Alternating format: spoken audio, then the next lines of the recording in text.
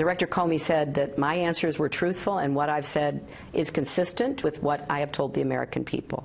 Secretary Clinton said there was nothing marked classified on her emails either sent or received. Was that true? That's not true. There were a small number of portion markings on, I think, 3 of the documents.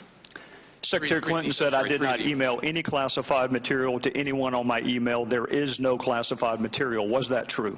There was classified material emailed.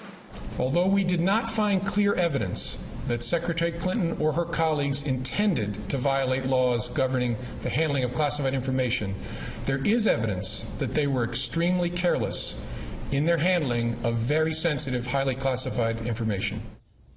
Well, the answer to Chris Wallace on Fox News Sunday opened up a whole can of worms, basically bringing up questions of trustworthiness and the problems that Hillary Clinton has in that category. In fact, the Washington Post gave her answer on the email situation 4 Pinocchios, its highest rating for non-truth. Clinton, it said, is cherry-picking statements by Comey to preserve her narrative about the unusual setup of the private email server. She relies extensively on technical and legalistic answers to explain her actions. Now, this comes as some new polls just surfaced.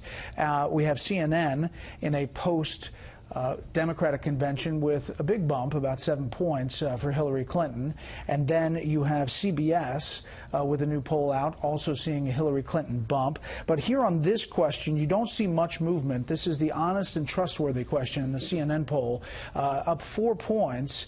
Is she honest and trustworthy? But that's where she was before the GOP convention. And then Trump is roughly the same number.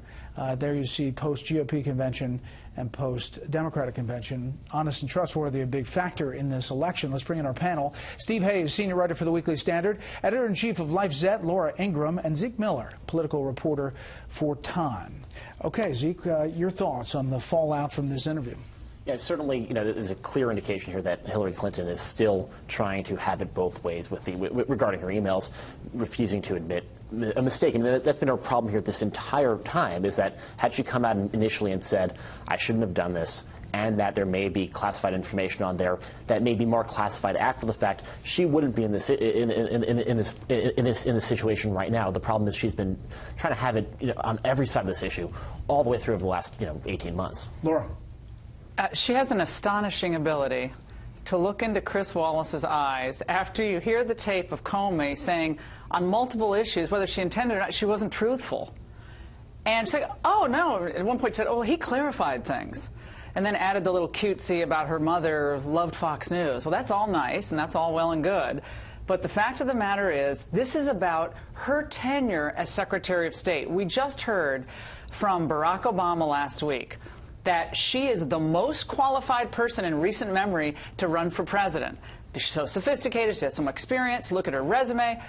If she didn't know that you couldn't do this, you couldn't put a government server in your bathroom, then what does Hillary Clinton really know about basic issues of foreign policy? That was a stunning back and forth, and apparently she can lie with impunity to most people in the press other than some of the folks at Fox News. Her campaign manager was on MSNBC this morning and talked about this exchange and tried to explain it further. What Director Comey said was that he believes there was no basis for her to believe that the emails in question that you're referring to, that she had any reason to believe that they were classified at the time she got them. In his mind, she had no reason to believe that they were classified. Well, certainly she should have known not to send classified information. As I said, that's the definition of negligent. I think she was extremely careless. I think she was negligent. That I could establish. What we can't establish is that she acted with the necessary criminal intent. I mean, it's pretty stark. It's like they don't think we have videotape. Yeah.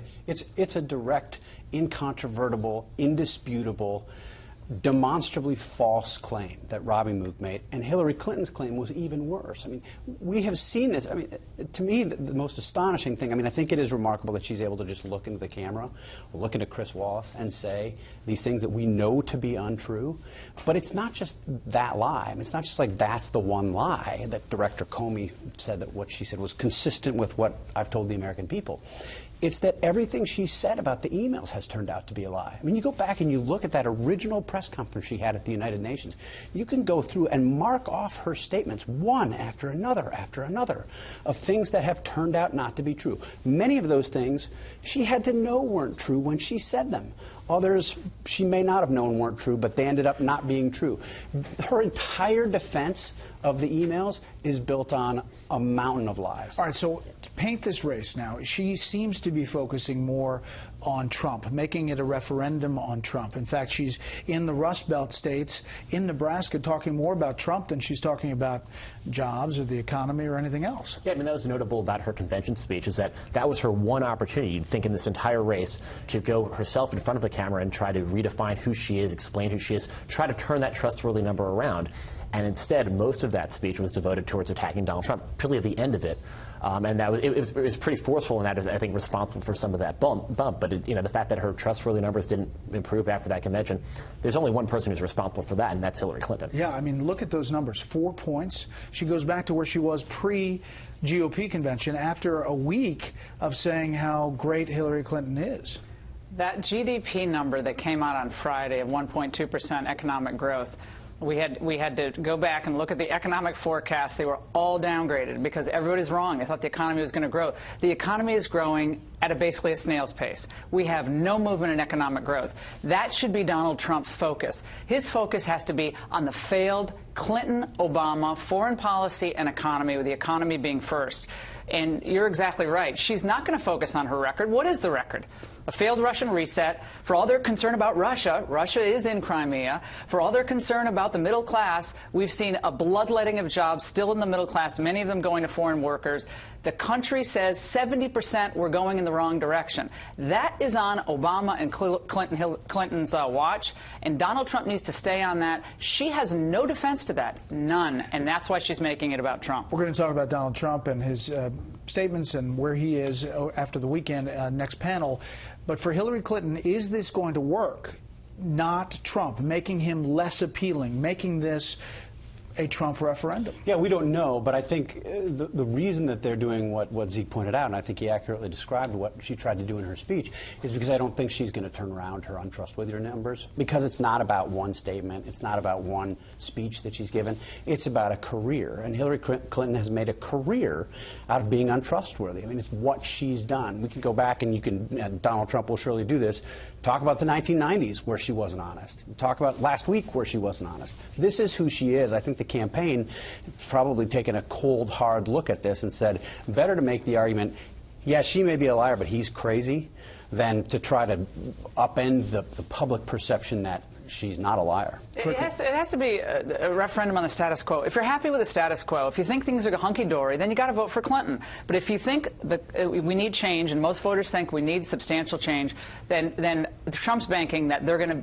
despite all his problems, they're going to go for Trump in the end. Quickly, Zeke, I mean, the change maker argument is a little tough for her. Oh, absolutely, and that's why she's kind of moved away from making that so much. I mean, as much as she can make this race referendum on Donald Trump right now, is probably would be the only way she's going to win this thing. Is, as Steve said, it's sort of making the argument that he's crazy, and that's why, or sort of somehow unsettled, and sort of how it's making the chaos argument against Donald Trump. And they tried to do that all last week. And if they were going to make this about change or anything like that, we would have seen that on stage, and we didn't.